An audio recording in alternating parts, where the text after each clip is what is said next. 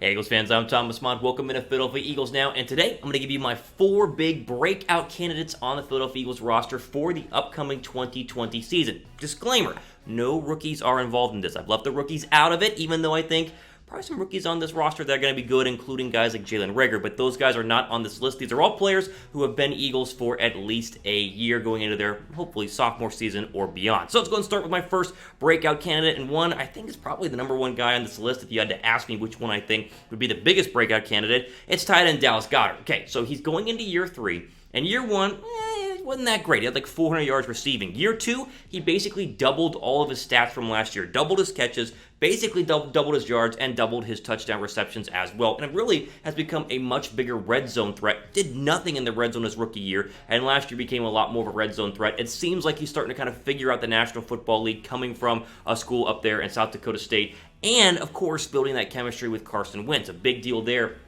Carson Wentz started to kind of trust him a little bit more on those 3rd down and 4s, those 3rd down and 10s, and finding him across the middle for big first downs, much like he has always done with tight end Zach Ertz. I think Ertz plus Goedert can probably this year evolve into the best tight end duo in the National Football League, which was the Eagles' original plan whenever they drafted Dallas Goedert in the 2nd round of the NFL draft just a couple of years ago. I honestly believe Dallas Goedert is on pace to become as good as Zach Ertz. Ertz is aging just a little bit. There were some really dumb trade rumors this past offseason, which were not true, but still, Ertz will not be there forever, and I think Goedert is the clear, obvious heir to the Ertz tight end throne, and really can become as good, if not better, than Zach Ertz as well, because the skill set, the size, the strength, the speed is all there as well. I think he is gearing up for a very, very strong 2020 campaign. Now, when you compare last year to this year in terms of Ertz and Goedert, or last year's stats overall, Goedert did have significantly less catches, but his yards were only about 300 off, and he was 1 touchdown off as well. Remember, Ertz did get injured and didn't play towards the couple games of the latter part of the year with that lacerated kidney, but still, I think you can expect Dallas Goedert's numbers to continue to go up, and maybe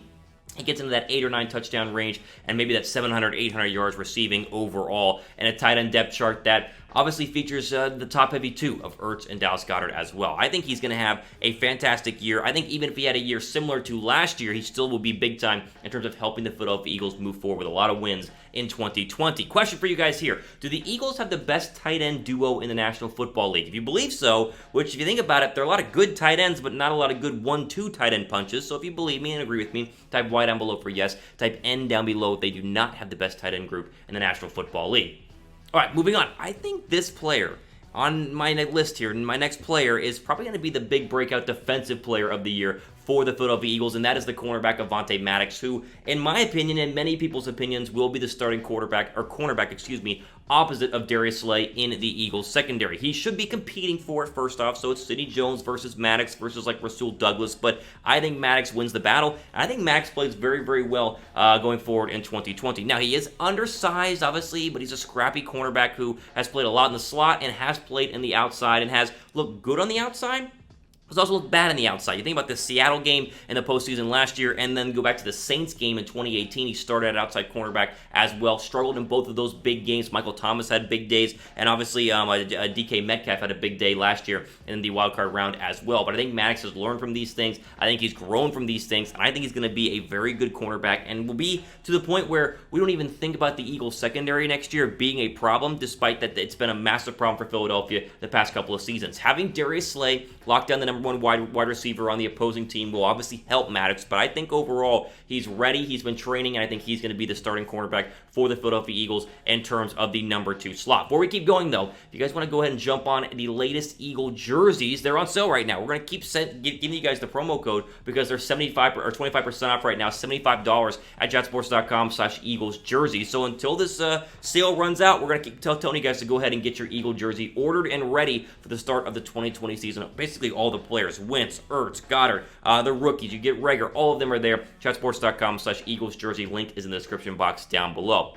Despite looking at Vontae Maddox's stats, which I'm not going to jump off the screen, no interceptions last year. I think those are obviously going to go up. The big thing I want to look at here, though, is the cornerback snap count from 2019. So if you ask who played the most cornerback snaps of the Eagles last year, despite all the injuries, Maddox came in second. So Rasul Douglas actually had the most amount of percentage of snaps in the Eagles secondary in terms of the cornerback spot at 57% of all the snaps. Avonte Maddox was right there behind him at 50%. And then Darby and Mills both were injured. They had 49% of the snaps at the same time in terms of, again, the injuries and how many snaps they actually played. So it's interesting to see that despite Maddox not getting a lot of love and praise last year, he was still on the football field for a lot of those snaps. I think he got the necessary experience that he needed at the starting outside cornerback slot. I think he starts this year, and I think that he plays pretty well as my number 2 player on my breakout list. Now, I need you guys to go ahead and click the notification bell because apparently only 1,900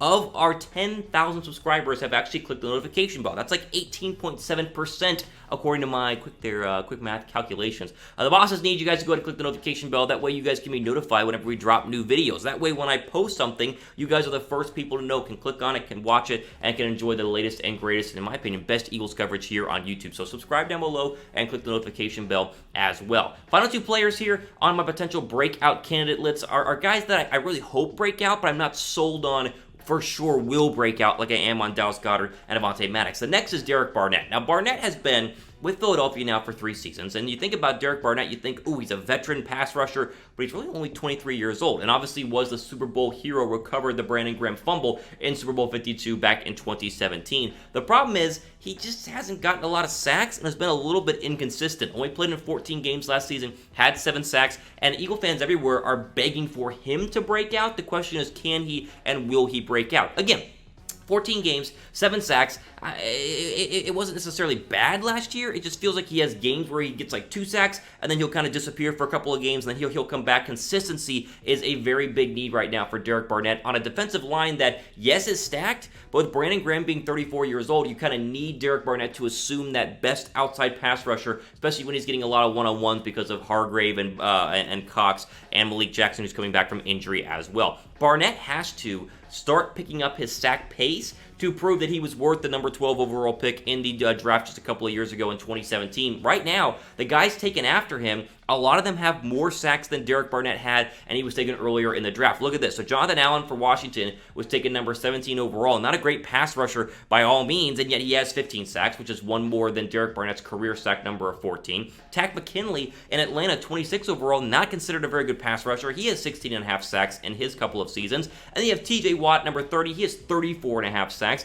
And Carl Lawson, taken number 16 or 116 overall, he has 14.5 sacks. All these players were taken after Derek Barnett at number 12, and they all have more sacks. So Barnett is kind of at that stage in his career where if he wants to get that next big contract extension here in a couple of seasons, he needs to get more sacks. Hopefully this is the year he breaks out and plays very, very well and gets to double-digit sacks for the first time in his career. Now, obviously, he's going to be competing with a lot of players on that defensive line, a very good Eagles defensive line. Will he have more sacks than Brandon Graham? Let me know in the comment section who you guys think will have more sacks. Type G down below for Graham or type B down below for Barnett. Hopefully, both of them have like 10 sacks because, again, one-on-one opportunities will be at a premium. And a lot of one-on-one opportunities for the Eagle pass rushers this year with Cox, Hargrave, and Malik Jackson as well. Final player who could break out here, I thought about the running back spot. I knew one of the running backs is going to break out, and I could cop out here and say Miles Sanders, but I think Miles Sanders technically already broke out, and it's too obvious to say Miles Sanders is going to break out. So I went ahead and compared Boston Scott to Corey Clement in terms of the number 2 running back spot, and I've settled on Boston Scott breaking out this year and being that true number 2 running back for the Philadelphia Eagles.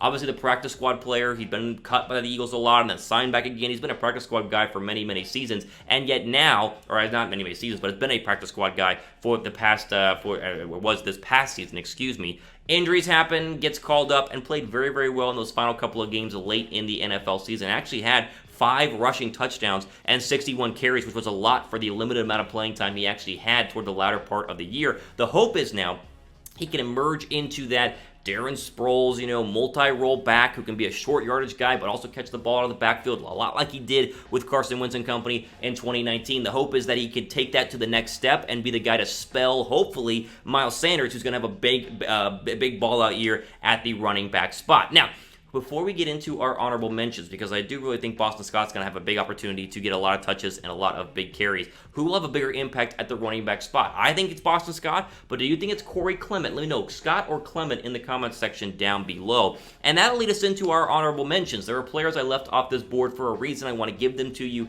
and explain as well. Sidney Jones, for the media, thinks he's going to have a great year. A lot of people are saying Sidney Jones is working out. He's gotten better. He's figured it out. He could be a breakout candidate. I hope he is. I think he's going to be the nickel slot cornerback for the Eagles in the secondary. I just think Maddox is going to play better. I think Maddox has shown he can be better and has been better the past couple of seasons. Corey Clement, again, it was between him and Boston Scott.